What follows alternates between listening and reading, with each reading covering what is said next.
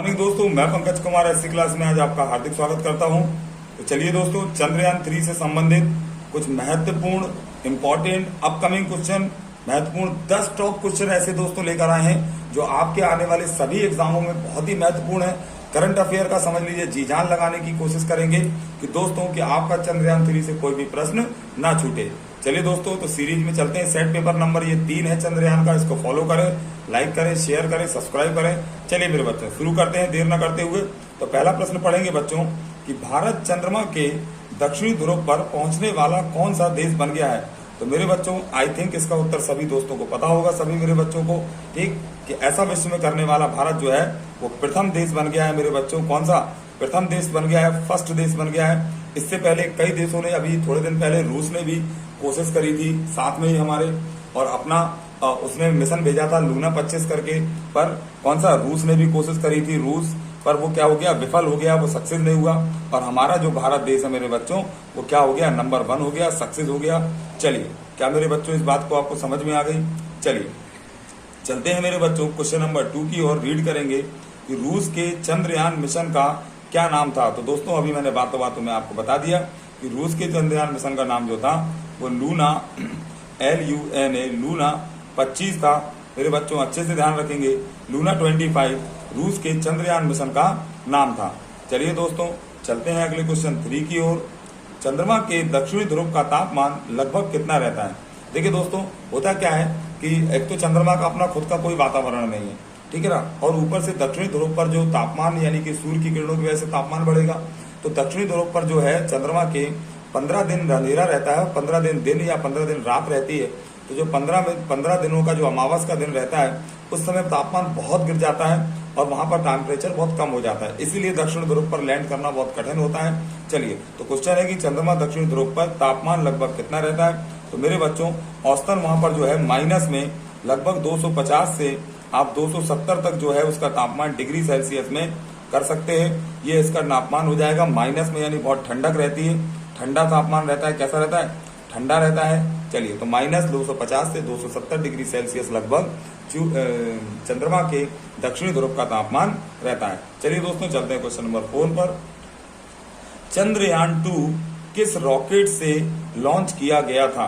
तो मेरे बच्चों, चंद्रयान 2 जो है हमने 22 जुलाई 2019 को भेजा था, और इसको हम लोगों ने किस रॉकेट से लॉन्च किया था। चलिए, तो इस रॉकेट का नाम मेरे बच्चों बहुत अच्छे से ध्यान रखेंगे, GSLV, और मेरे बच्चों GSLV MK3 M1, ऐसे लिखेंगे इसको, MK3 या थर्ड लिख लीजिए इस तरीके से, MK3 M1। मेरे बच्चों अच्छे से ध्यान रखेंगे, GSLV MK3 M1 जो है, GSLV MK3 M1 बहुत अच्छे से ध्यान रखना है, GSLV MK3 M1 इस रॉकेट का नाम था जिससे चंद्रयान 2 लॉन्च किया गया था। चलते हैं मेरे बच्चों क्वेश्चन नंबर 5 की ओर। चंद्रयान 3 में कौन सा मिशन शामिल नहीं किया गया। तो दोस्तों, इससे पहले सर पेपर में मैंने आपको बहुत अच्छे से समझाया था कि चंद्रयान 3 जो है वो 3 मॉड्यूल ऑपरेशन है, जिसमें एक प्रणोदक है, एक लैंडर है और एक रोवर है। अच्छा, ऑर्बिटर मिशन जो है हमने इसमें शामिल नहीं किया है। कौन सा मिशन, ऑर्बिटर, राइटिंग मेरी बच्चों थोड़ी गंदी है, पर मतलब तो ज्ञान से है ना कि राइटिंग से। चलिए, तो ऑर्बिटर मिशन जो है हमने चंद्रयान 3 में शामिल नहीं किया, क्योंकि ये से हम लोगों ने चंद्रयान 2 में लॉन्च किया था, और वो हमारा सफलतापूर्वक चंद्रमा की कक्षा में अभी भी घूम रहा है और हमको सफल जानकारी दे रहा है। तो हमने कौन सा मिशन शामिल नहीं किया चंद्रयान 3 में, ऑर्बिटर मिशन। चलते हैं क्वेश्चन नंबर 6 की ओर। चंद्रयान 1 के रॉकेट का नाम क्या था। मोस्ट इंपॉर्टेंट क्वेश्चन है मेरे बच्चों कि चंद्रयान 1 के रॉकेट का नाम क्या था। तो दोस्तों, इसका नाम था PSLV C11। क्या था, PSLV C11 जो है वो चंद्रयान फर्स्ट के रॉकेट का नाम था। अच्छे से याद रखेंगे दोस्तों, PSLV C11 इसके रॉकेट का नाम था। चलिए, चलते हैं क्वेश्चन नंबर 7 की ओर। चंद्रयान 3 चंद्रमा की कक्षा में कब प्रवेश किया। मोस्ट इंपॉर्टेंट क्वेश्चन है। आई होप दोस्तों कि आप देखेंगे कि अगला जो भी एग्जाम होगा ना, अगर चंद्रयान 3 से क्वेश्चन बनता है तो ये क्वेश्चन आने की प्रबल संभावना है कि चंद्रयान 3 चंद्रमा की कक्षा में कब प्रवेश किया। तो मेरे बच्चों, चंद्रमा की कक्षा में यह 5 अगस्त को प्रवेश कर गया था। कब प्रवेश कर गया था, तो अगर डेट भी याद रखेंगे तो 5 अगस्त 2023 इस तरीके से इसको बोलेंगे, क्योंकि भविष्य में पता नहीं कब ये पूछा जाएगा। तो चंद्रमा की कक्षा में चंद्रयान 3 5 अगस्त 2023 को प्रवेश कर गया। चलिए मेरे चंद्रमा की कक्षा की प्रवेश से मतलब समझ रहे हैं दोस्तों, जैसे कि ये हमारी पृथ्वी है, ये हमारी पृथ्वी है और ये दूर एक चंद्रमा है, और यहाँ से हम लोगों ने क्या लॉन्च किया, ठीक है ना। तो ये हम लोगों ने यहाँ से लॉन्च किया, ये यहाँ पर चंद्रमा बना लीजिए, और यहाँ से हमने रॉकेट लॉन्च किया। तो पहले ये चंद्रमा की पृथ्वी की कक्षा से बाहर निकलेगा, फिर ये चंद्रमा की कक्षा में इस तरीके से पहले जाएगा और फिर जाकर ये चंद्रमा की ऑर्बिटर में प्रवेश करेगा, जो कि उसके गुरुत्वीय क्षेत्र की बात हो रही थी। चलिए चलते हैं। तो 5 अगस्त 2023 को प्रवेश कर गया था। अगला क्वेश्चन देखते हैं, चंद्रयान 3 मिशन में कुल लागत कितनी आई थी। तो मोस्ट इंपॉर्टेंट क्वेश्चन है मेरे बच्चों। तो चंद्रयान 3 में कुल लागत जो आई थी मेरे बच्चों, वो आई थी 615 करोड़ रुपए।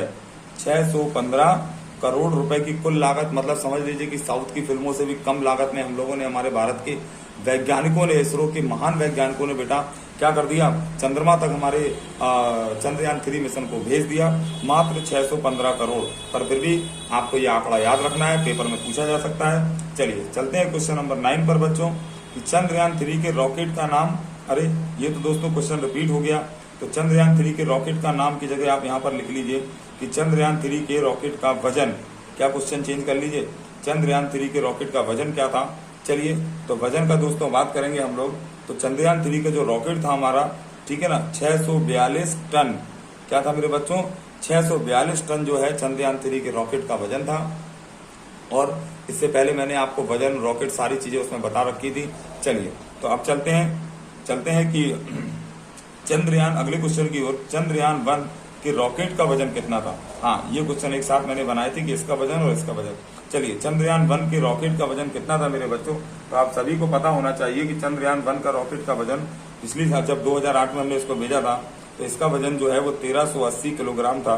बहुत ही हल्का रॉकेट था उस समय, और अब हमने कितना भारी रॉकेट भेजा है इसको। चलिए तो चंद्रयान 3 के रॉकेट का वजन 1380 किलोग्राम था। आई होप दोस्तों कि आप सभी को ये प्रश्न 10 जो है पूरे टॉप ट्रेंडिंग क्वेश्चन है चंद्रयान के, समझ में आए होंगे। चलिए कोई रिवीजन मार लेते हैं। भारत ने चंद्रमा के दक्षिणी ध्रुव पर पहुंचने वाला कौन सा देश बन गया दोस्तों। तो फर्स्ट देश बन गया है, सब पता है। रूस के चंद्रयान मिशन का नाम क्या था दोस्तों, तो लूना 25 इसका नाम था। चंद्रमा की दक्षिणी ध्रुव पर तापमान लगभग कितना रहता है, तो -250 डिग्री सेल्सियस से -270 लगभग। चलिए चंद्रयान 2 किस रॉकेट से लॉन्च किया गया था। तो चंद्रयान 2 मेरे बच्चों GSLV MK3 M1 से लॉन्च किया गया था। चंद्रयान 3 में कौन सा मिशन शामिल नहीं था, तो ऑर्बिटर मिशन को शामिल नहीं किया गया। चलिए चंद्रयान 1 के रॉकेट का नाम क्या था, तो PSLV C11 इसका नाम था। चंद्रयान 3 चंद्रमा की कक्षा में कब प्रवेश किया, तो 5 अगस्त सन 2023 को। क्वेश्चन की चंद्रयान 3 मिशन में कुल कितनी लागत आई थी, तो 615 करोड़। अगला क्वेश्चन, चंद्रयान 3 के रॉकेट का कुल वजन कितना था। चलिए तो 642 टन। और लास्ट क्वेश्चन है कि चंद्रयान 1 के रॉकेट का वजन कितना था, तो 1380 किलोग्राम। आई होप दोस्तों कि आपको ये चंद्रयान 3 के टॉप 10 क्वेश्चन बहुत ही अच्छे लगे होंगे और आपकी तैयारी बहुत जोरों शोरों से चल रही होगी। चलिए दोस्तों, चंद्रयान 3 की सारी जानकारी हम आपको रोज टॉप 10 क्वेश्चन करके समझाते चलेंगे, और चैनल को फॉलो करें ऐसी जानकारी के लिए, शेयर करें, सब्सक्राइब करें, लाइक करें। Thank you so much. ऐसी क्लासेस में मैं पंकज कुमार आपसे विदा लेता हूँ। चलिए good bye, thank you so much.